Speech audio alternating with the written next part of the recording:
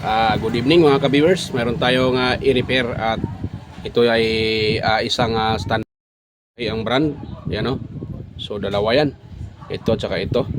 So dinala yan bagan. Siguro mga 2 oras pa lang dinala dito. Hindi ko na-repair agad dahil mayroon din akong hinom servisan. So yan. Ito yung ating titirahin. So reklamo ng may-ari nito. So ito daw ay hindi umiikot yung kanyang LC. Yung isa naman umikot pero maingay. Yan yung isa. So para makita natin, so iti-testing natin siya mga ka-viewers. Yan. So testing natin ito. Tignan natin kung gaano katotoo yung sabi ng may-ari na may ikot siya. Nga lang maingay. So yan. So paguna ko ng outlet. Sinukat ko dito. Ito. Yan. Yung aking outlet. Tapos sandpack natin. Ayan o. Yan. Yan. Yan, maingay siya. Yan o. Yan. So pag ganon, bushing yan pag ganon. Yan o. Yan. Yan. Ingay ng motor.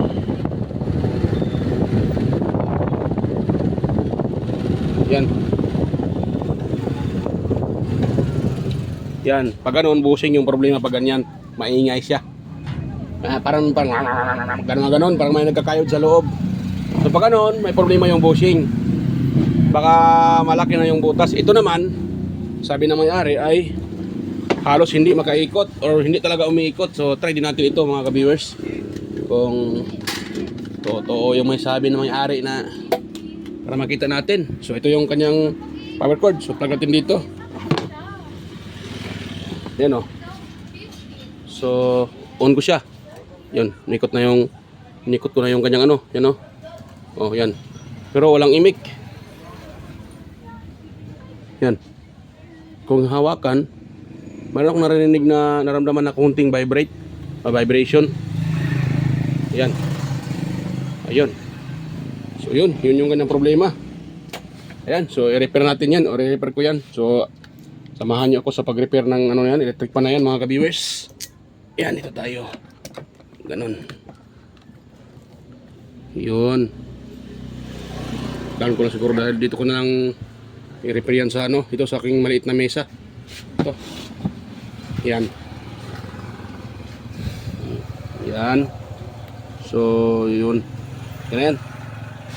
Ito muna aking munang ano yun, baklasin dun sa kanya stand. So nga pala, sa mga bago pa lang sa aking channel or sa mga bagong napunta dito, so huwag niyo pong kalimutang mag-subscribe at huwag kalimutang i-share yung aking video at huwag kalimutang at ilagay po para sa all, ilagay nyo, pinutin yung notification bell, ilagay sa all para notify kayo sa aking mga bagong upload. Yan mga viewers. Yan, tanggal na yung ano, screw. Baba ko lang ilagay itong screw para nakatagat ito. Yun. Dito natin titirahin sa mesa. Yan. So una pa lang gawin dito pag ganito, siyempre i-open natin ito kanyang cover. Ito.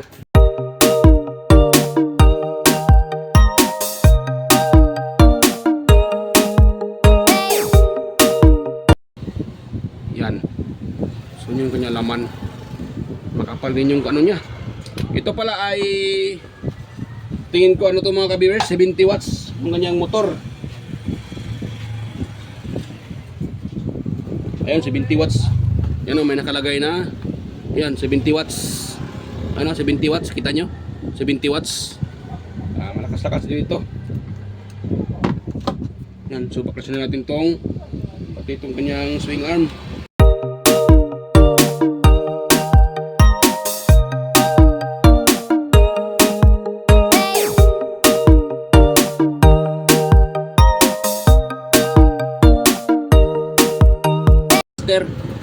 Ititest natin siya.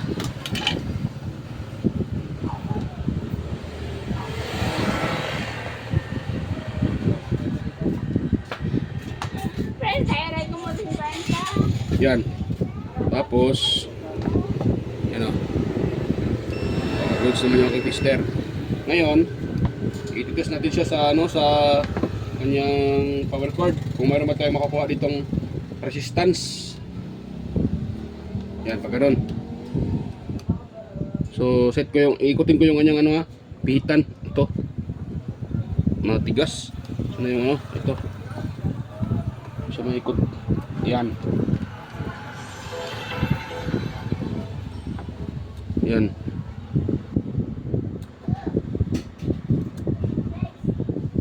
Uy. Parang walang reading mga ka-viewers. Yan. So ngayon, dahil ito yung common, ito, tingnan natin dito kung may connection ba itong kanyang fuse. Ganito lang malaman mga ka-viewers kung sira ang fuse. Dapat sa dalawang linya na yan, may isa magbabaser. Ito wala. So, kabila tayo. Ayan, so tendency pag ganyan, sira yung kanyang thermal fuse. Pumutok yung thermal fuse. Yan. So ganun lang kasimple. Yan dapat ito magbabaser. Yan. Itong dalawang linya pag buo pa yung fuse. Itong dalawang plug na yan. Pag buo pa yung thermal fuse, sa dalawang yan dapat may isa diyan na magbabaser. Pag dito ilagay natin sa itong nakahiwalay na wire na may nakalagay na close-in wire connector. Ito pag dapat ito ay ang ganyan natin, tapos hanapin natin ito sa dalawa, dapat sa dalawa na yan may magbabaser, pero wala. Yan wala. Wala. So ibig sabihin may problema talaga ang kanyang thermal fuse, pero hindi pa dyan nagtatapos dahil medyo yung dito nabalatan. Pag ganitong klaseng electric pan, minsan dito itong naipit dyan nagka-problema, dyan napuputol. So ngayon tawag dyan, i-open natin to mga ka-viewers at tingnan natin, kasi dahil minsan dito nagka-problema, maliit pa naman itong niya, maliit yung kanyang tawag dyan, kasi baka naman na nagbaklas tayo dyan sa binaklas na natin yung motor at yung pinaka niya, dito pala may problema pa lang dito. So dubli trabaho para makasure tayo. Kailangan natin ditong i-open, pero na-confirm naman natin na may problema talaga yung bushing dahil matigas ikutin, nag-stuck up siya, madaling salita.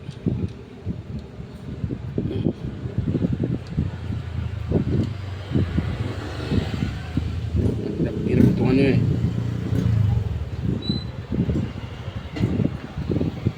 yan, hirap niyang luwagan, maliit yung sprock. Yan. Dito. So hindi naman siya naputol.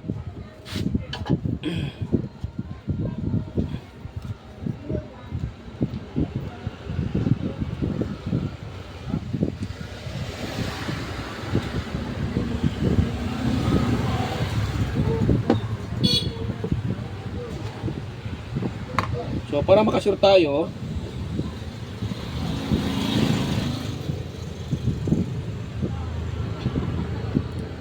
wait lang ibig sabihin walang buzzer dito, na baka may tendency na may problema to din tong kanyang power cord. Wait lang tanggalin ko muna para sigurado tayo. Yan. So ngayon ito, tingnan natin dito mga ka-viewers. So tingin ko may problema din yung kanyang power cord. Sana yun. Yun So hanapin natin dito itong isa na to. Ito. Wait lang, test ko muna yung aking tester kung buo ba. Yan, buo yung tester ko So dito tayo. Itong dalawang wire, dapat magbabaser ito. Nagbabaser siya. Nagbabaser naman pala. Tapos ngayon dito tayo sa kabila. Dito. Saan yun banda? Yan, dito tayo. Tapos dito tayo. Dito naman hinoon. Nakabisaya na tuloy. Dito. itong pinaka maroon. Dito tayo natin tutusukin. So buo pala yung ano niya, power cord. Ibig sabihin pag ganun, buo yung power cord. So sa madaling salita, doon nagka-problema sa kanyang tawag diyan, thermal fuse. Nag-cut off. So nag-cut off yung fuse dahil siya nag-stack up. Kaya nasira din yung fuse niya. Yan. Di na basta man yung fuse pag walang problema yung electric fan. So naman ay nasobrahan sa gamit. Ayan. Minsan din na nagka-cut off yung fuse. So dito tayo. I-open ko muna 'tong kanyang pinaka tawag nito. Ito. Apat na screw mga ka-viewers. Kailangan to i-open eh. Ayan.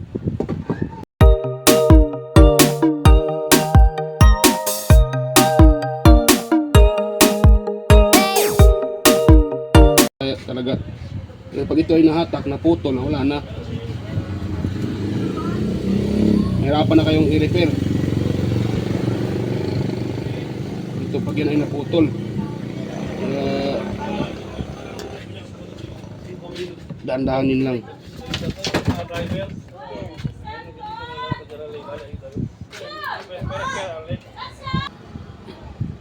Yan, so kuha tayo ng mga ka-viewers. Kuha tayo ng cable tie at natin yan, i-secured natin. Dito banda Ito, dahil yung kanyang cable tie lahat ay lumutong na. Yan. Huwag muna natin lagyan ng cable tie lahat dahil pa natin yung kanyang fuse. Yan. So kaya dito lang tayo maglagay ng ito yung banda dito. Diyan man na tayo maglagay ng cable tie. Isa lang muna. Dahil atin muna lang lagyan ng hanapin yung fuse at ako i-bypass ko yan eh. Hindi ko na lagyan ng fuse yan. Basta ang importante nahanap ko yung cause ng sira. So okay lang i-bypass kahit wala ng fuse yan. Pero kung tingin nyo ay hindi kayo sa walang fuse, pwede naman kayo maglagay ng mga ka-viewers at thermal fuse. Nasa sa inyo lang naman yan kung gagayahin nyo yung aking diskarte. Yan. Sa akin talaga, hindi talaga ako naglagay ng thermal fuse. Nung una-una, nung ako ay bagong-bago pa sa pagre-repair, so gumagamit ako ng thermal fuse. Pero sa katagalan, hindi na dahil naobserbahan ko na minsan yung mga fuse ay hindi na sila accurate. Yan, tanggalin natin to. Dito. Ilabas natin tong motor ng dahan-dahan. Yun. Yan, so sa ganitong diskarte, malalaman natin kung saan ang So dito, ayan, nangitim siya pero wala namang gas-gas, Hindi naman siya gas-gas mga ka-viewers. Madumi nga lang. Yan. Yan. Tapos so good yung kanyang good yung shafting, walang gas-gas. So sa unahan pala nagka-problema mga ka-viewers. So kuha tayo ng ang tawag diyan, oil. At patakan natin dito. Yan. Ito dito para matanggal sa pagka-stack up. Nag-stack up siya eh. Yan. Pwede na yan. Para lumambot lang yung yung saan nag-stack up. Yan. Tapos danhanin natin ilabas.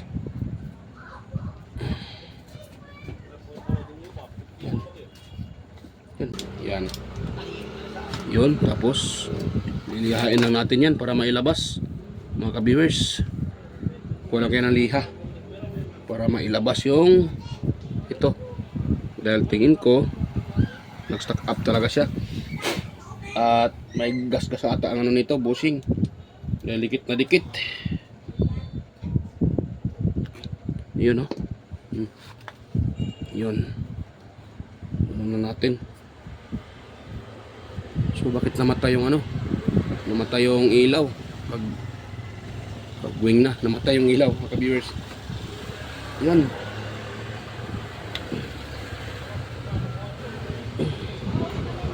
Yan. Kuha Kuha muna ko na pangliha. Ilihain ko muna yan. Dahil hirap siyang hirap may labas.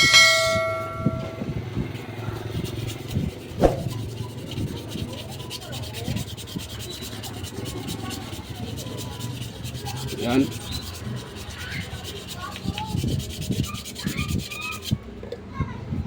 Yan. Tapos, nalihan na. Yun, nailabas ko na, mga ka-viewers. So, silipin natin.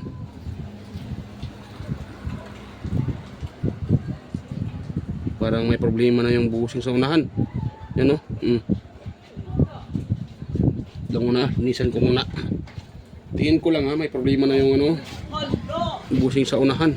Pati bushing, pati shafting na. Yan. So silipin natin yung bushing.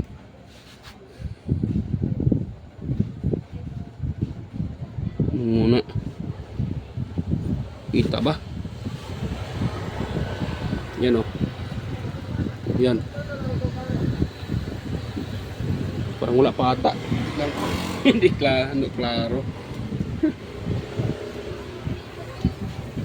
Gabi na kasi. Nagabihan ako dahil kakarating ko lang din galing sa home service. At daanan daw ito mamaya ng may-ari. Kasi gagamitin nila. Wala silang gagamitin mamaya. Maganda pa naman itong kanilang electric pan.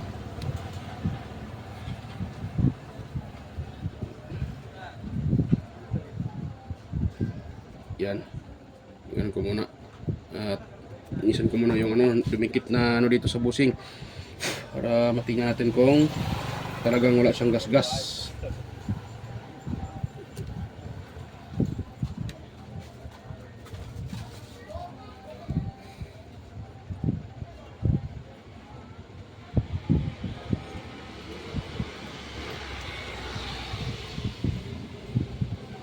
Yun.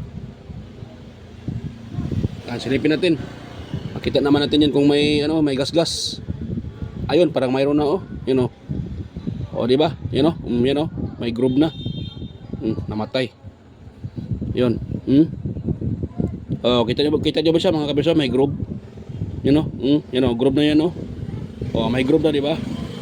So, hindi na to pwede. O ganito. Kailangan natin itong palitan. Dahil para walang back job na mangyari. Dahil pag natin mapalitan yan, salpak natin kaagad. So, babak job yan. Para pulido yung ating trabaho, kailangan natin magpalit ng pyesa. Pag ganyan na mayroon ng groove, huwag nating pilitin na gamitin. Oo, nagka-income nga tayo, pero sa atin pa rin ang impact dyan. Pag yan po ay mag-back job, masira kaagad. Yun So tanggal na yung bushing. Ito yung kanyang bushing. So kuha lang ako ng ibang pamalit. Marami pa naman akong dito, bushing. Marami pa akong ito mga ka-viewers, bushing. Yan. Kuha na dito ng bushing. Yan madami pa tayong stock dito. Yan dahil madamihan yung in-order ko. Para hindi maubos kaagad. Yan, yung sa likuran buong buo pa. Dahil kung kita nyo ito hindi pala kita. Napakaganda ng sa likuran, walang kasabit-sabit. Samantalang itong sa unahan, yun, mayroon na siyang kunting groove. Yan.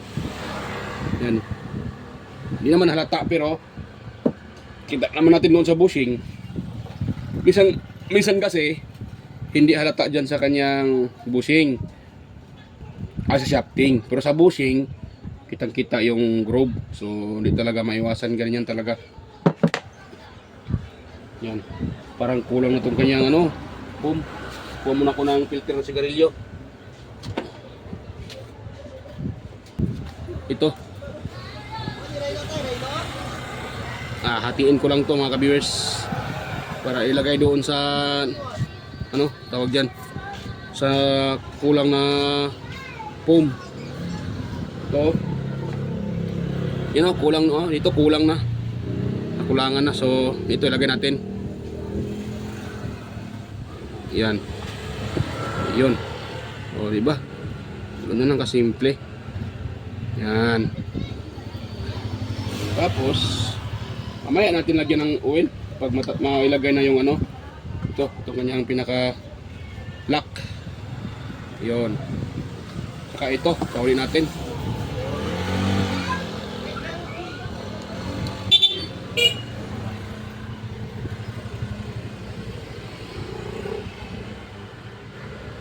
Yan.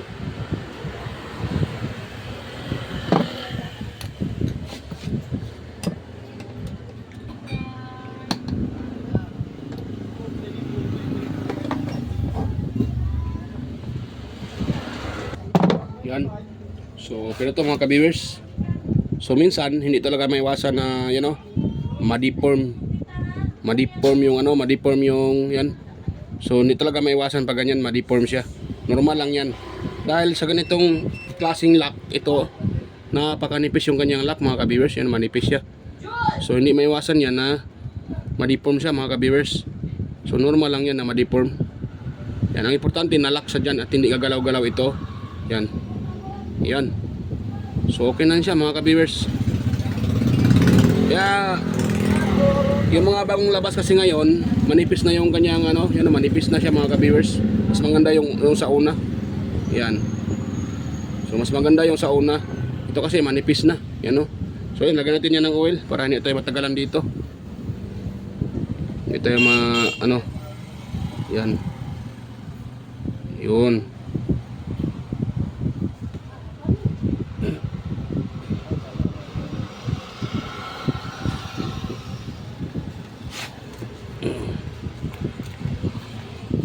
Yan po, yan na yan siya mga viewers. Yun, medyo nadamihan ko yung oil. Medyo nadamihan yung oil mga viewers. Babawasan ko lang konti dahil medyo nadamihan. Yan, so pwede na yan. Ngayon dito naman tayo sa motor. Lilihaan natin to mga viewers. Yan, pwede na yan siya. Nawala na yung yung groove. So pwede na yan mga ka-viewers. So meron pa dito pala yan. So pause ko muna, ilihaan ko muna yan. So yan mga ka-viewers, tapos ko nang maliha tong dito sa unahan. So okay na yan siya. Ngayon ang gagawin ko naman, dito tayo sa kanyang motor at hanapin natin yung triple fuse. Atin ang i-bypass. Yan. So ito yung kanyang fuse ayun. Ito itong pi square na to. Yan Yan. So bago natin i-bypass, atin muna i-testing. Yan, tingnan natin kung dyan ba talagang nagka-problema o may problema yung fuse. Pero nakita naman natin kanina na walang reading. So yan, may na fuse din pa talaga ang problema. Pero para makasigurado, i-testing natin dito.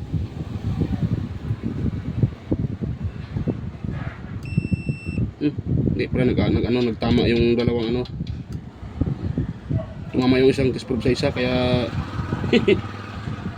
nagbasil siya. Goods pala tong goods din pala tong kanyang fuse. Akala ko sira, ito lang reading. Barok na.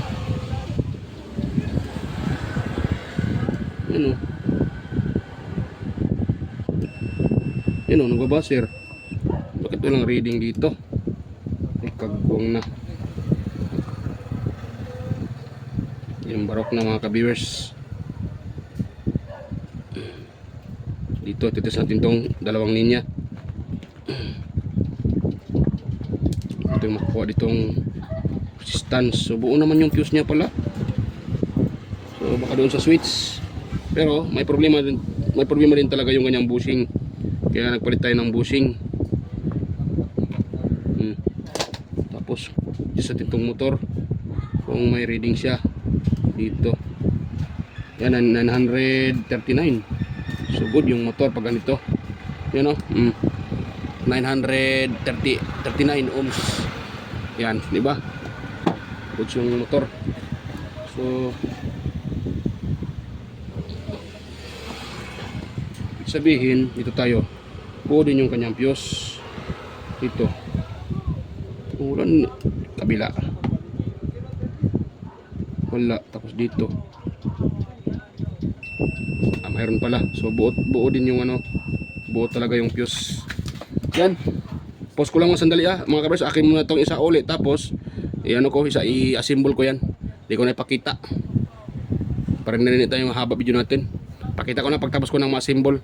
Ayan. So ayan mga kabibers, at na-assemble ko na.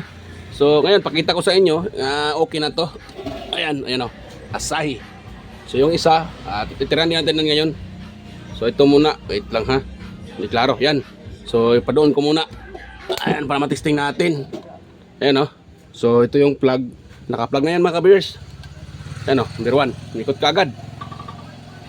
Ayan o. Tapos number 2. Yan. Tapos number 3. Ayan, malakas mga kabibers o. Lakas. So okay na. Okay na siya mga kabibers. No, yan, so okay na to mga kabibers. So ngayon, ito naman yung aking titirahin. So hindi ko napakita ang pagbaklas ng isa. Pakita ko na lang pag nabaklas ko na. So ayan, so okay na to mga kabibers, okay na yan. Ayan, gumana na. Ito nyo naman, umikot na. Yan o. So goods. So yan. So pause ko muna, bakasin ko muna yung isa para hindi na tayo hindi na tayo matagalan. So ayan. So yan, okay na mga kabibers yung dalawang electric fan. So yung isa kanina, okay na yan. Tsaka ito. So ito yung okay na rin, yan o. Tsaka ito. Ayun, gumagana na ng dalawa. So pasensya na, hindi ko na pinakita yung pag repair dahil ang problema lang naman ay ito dalawang bushing na to. So pinalitan ko din siya. Yung isa naman, isang bushing at saka kapasitor. Yan lang po yung problema. So yan, hanggang dito lang po, at kung mayroon kayong natutunan sa aking isinishare, sana wag yung kalimutang mag-subscribe at wag kalimutang i-share sa iba yung ating video para makatulong tayo sa mga gustong mag-DIY sa bahay. So yan, hanggang dito lang mga kabers, at bye-bye po. Ayan.